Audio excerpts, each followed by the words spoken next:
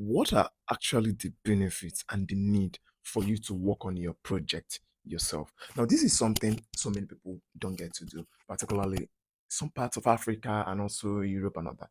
Like you see a lot of students outsourcing their project. Their what I mean by the project, their research projects. Now, this is some of the reasons why you should not outsource your research, but rather do it yourself.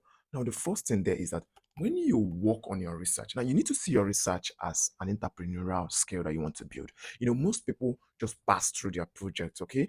They don't care what happens. They just want to go into the field and look do other things, or maybe probably go and chase money. But now you need to look at your project from an entrepreneurial aspect. Let's say, for example, you worked on a topic as common as maybe prevalence of diabetes or whatever. Now, the reason why you're not interested in executing that research by yourself is because you're already of the mentality that you don't care about it. But now, when you think about, okay, how am I going to make money off me getting the findings of prevalence of maybe diabetes? How can I monetize that skill? How can I, improve myself by learning how to put pen down that evidence? When you actually have an entrepreneurial mindset, how can you expand these particular insights into the industry at large?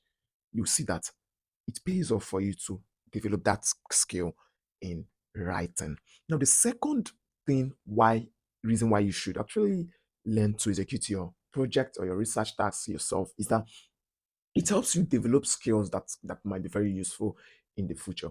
When you have that particular skill of writing, of actually providing findings, you have a very good literature search skills, you know how to build search strategy, you know how to, execute findings, you know how to discuss your findings properly, it develops your skills. In turn, you have that ability to communicate findings that you're getting. And in the future, you can always be able to do what present, budgets, all that things that comes with right. And remember, writing skills are very, very, very, very, very massive skills, that you don't really need to downplay. So it's quite very important. Now, the last reason why you should always execute your research yourself is that you are the owner of the degree. It's your degree. So you wouldn't be proud if you finish your degree and somebody else helped you to actualize that particular degree. Because if you're not the one that actually executed your research, you didn't develop that skills around it, you don't have any findings to show for your degree, then you can't really defend that degree. So one of the benefits is that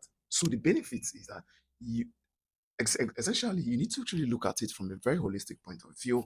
These are skills that's going to pay off in the long term for you. So learn how to execute your research yourself.